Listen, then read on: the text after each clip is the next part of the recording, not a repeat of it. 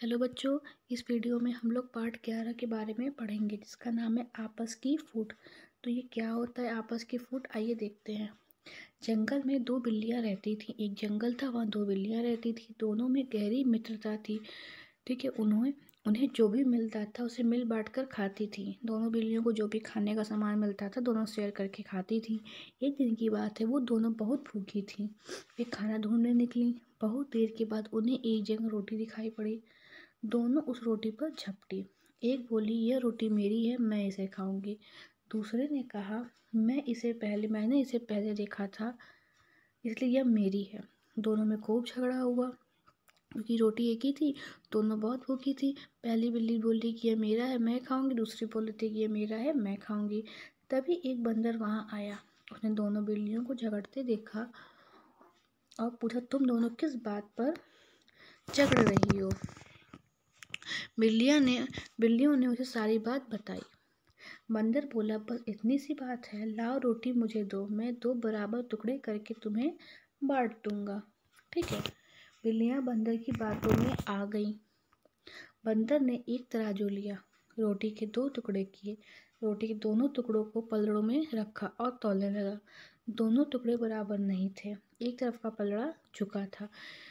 तो तराजू लिया, तराजू पे रोटी के पहले जब दो टुकड़े रखा तो दोनों जो रोटी का टुकड़ा था, ठीक है, वो बराबर नहीं था। एक तरफ का ज़्यादा था, एक तरफ का कम था। तो बंदर ने उस तरफ का कुछ भाग तोड़ा और खा गया। ठीक है, मतलब जिधर का ज़्यादा था उधर का कुछ भाग तोड़ के खा गया। अब दूसरी तरफ का पलड़ा भारी हो गया, जिधर का हल्का था वो भारी हो गया। बंदर ने अब दूसरे टुकड़े का कुछ भाग तोड़ा और चट कर गया। इस तरह कभी एक पलड़ा झुकता तो कभी दूसरा। बंदर उन्हें बराबर करने के लिए रोटी के टुकड़े खाता रहा। रोटी के जो टुकड़े छोटे होते जा रहे थे।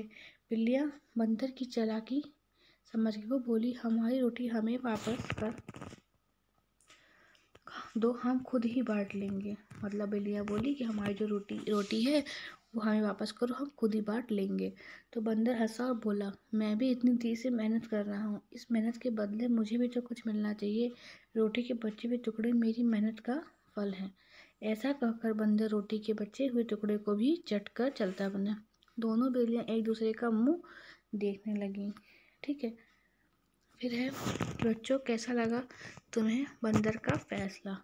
तो देखिए, दोनों आपस में रोटी के लिए झगड़ रही थी, ये मेरा है, ये मेरा है। बंदर आया, तराजू पे रोटी रखा, कभी एक तरफ का पलड़ा भारी था तो उधर की रोटी तोड़ के खाता, तो जिधर का हल्का था पलड़ा उधर का भारी हो जा रहा था। तो ऐसा करते करते उसने पूरी रोटी खा ली। आगे देखिए, अभ्यास है इसमें, अभ्यास का देखते हैं। यहाँ प्रश्न उत्तर जो है मैं PDF में भेज दूंगी। और ये देखिए, सही विकल्प है। जंगल में कितनी बिल्लियाँ रहती थी? तो दो रहती थी, है ना। बिल्लियाँ जंगल से बाहर क्यों निकलती हैं? खाना ढूंढने।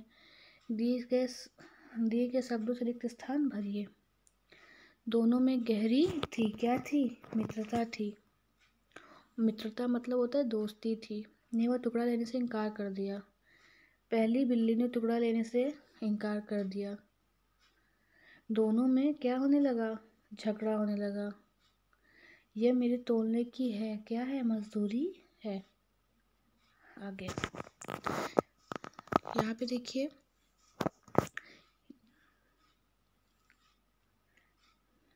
यहाँ पे है पाठ 12। ठीक है, तो पाठ 12 के बारे में देखेंगे। पाठ 12 यहाँ पे है तारे। तो ये कविता दी हुई है। प्रस्तुत कविता में बच्चे माँ से जानना चाहते हैं कि तारों को कौन चमकाता है। ठीक है, तो इस कविता को यहाँ पढ़ते हैं। माँ, जब सूरज ढल जाता है, अंधियारा छा जाता है, आसमान में जगमग जगमग दिए कौन जलाता है? एक बच्चा है, अपनी माँ से पूछता है कि जब सूरज ढल जाता है, अंधियारा छा जाता है, तो आसमान में जगमग जगमग दिए कौन जलाता है? फिर पूछता है कि रात बीतने पर सपनों की जो सूरज चमकाता है, जो सोने चांदी की किरण धरती पर फैलाता है, वह जब सूरज ढल जाता है, अंधियारा सा छा जाता है, आसमान में जगमग जगमग लाखों दीप जलाता है। ठीक है, तो ये तारों के बारे में दिया हुआ है कि जब सूरज छिप जाता है, अंधियारा छा जाता है, तो जगमग जगमग कौन करता है? दिए जैसा तारे करते हैं। और सोने चांदी की किरणें मतलब कि जो चमकती रहती हैं, कौन चमक धरती पे जो फैलती हैं वो तारे होते हैं। और फिर से यहाँ पे वही है कि जब सूरज ढल जाता है, अंधेरा छाता है, तो आसमान में जगमग जगमग दीप कौन जलाता है? तारे जलाते हैं। ठीक है, तो ये कविता यहाँ पे पूरी हो गई। इस कविता को लिखा है हरिवंश राय बच्चन ने। ठीक है, इसका अभ्यास कार्य देखते हैं। ये प्रश्न उत्तर में भेज दूंगी। उसके बाद है सही विकल्प चुनने के लिए। जब सूरज ढल जाता है, जब सूरज गिर जाता है, जब सूरज छिप जाता है।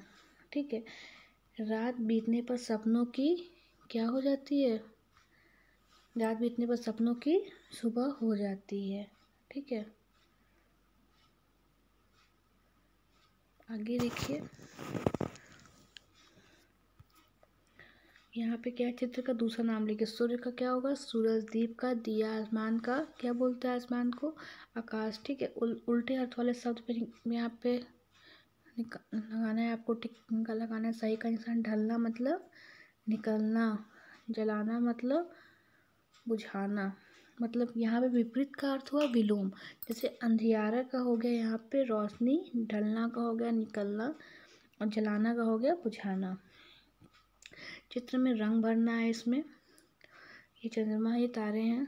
फिर यहाँ पे रात होने पर आपको कैसा लगता है लिखिए। तो आपको यहाँ पे लिखना है। ओके, तो बस ये पार्ट यहाँ पे पूरा हो गया।